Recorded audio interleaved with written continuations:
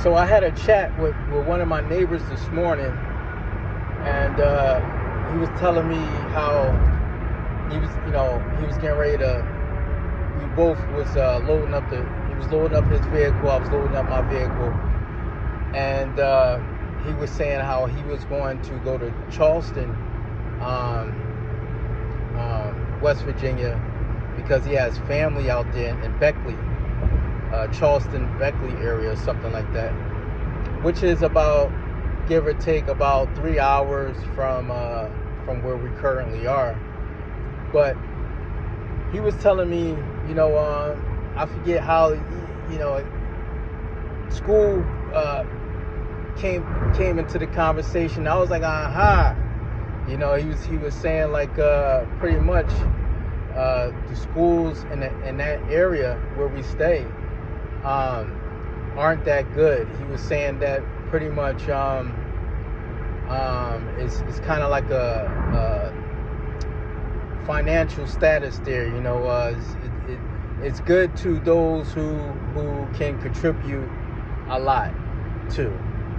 And he said for sure, like, I don't think he wanted to say everything, but he was like, pretty much like for sure, like especially if you're not from the area. So that's like two things. You're not from the area. They show, so pretty much what he was trying to explain to me is they show favoritism towards people whose parents spend a lot of money. And those parents who don't spend a lot of money, they have issues with their children going to the school.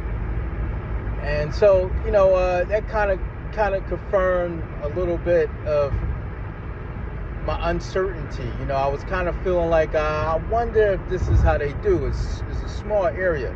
Small areas is generally the same thing. I don't care where it's at. It generally operates the same. So all the people that was saying, and they could be talking about the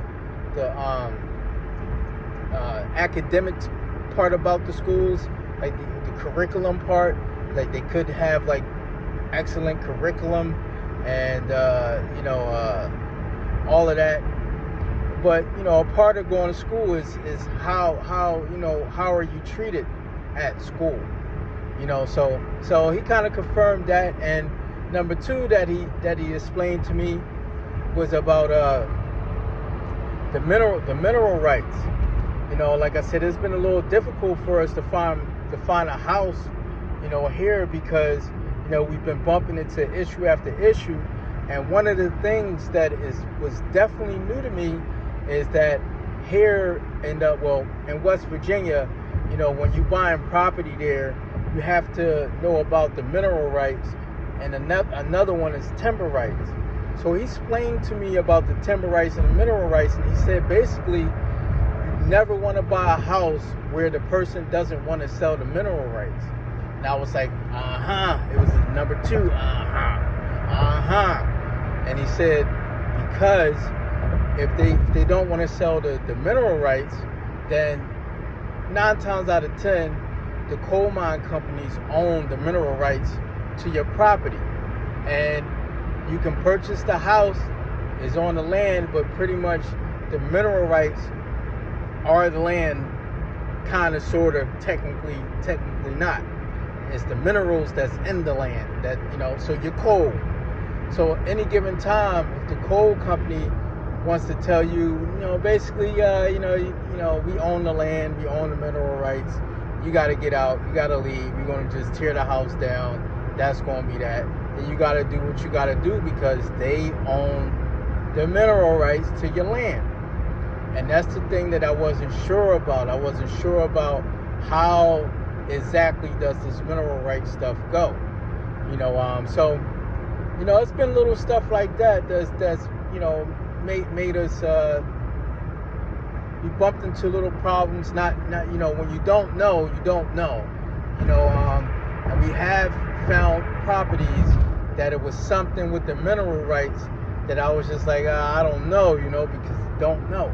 And kind of glad that we didn't get into a situation like that where the coal mining companies own. And he said that, a lot of times that the owners don't want to do it also is because they get a check every month from the coal companies or whatever, gas companies or whoever owns the mineral rights.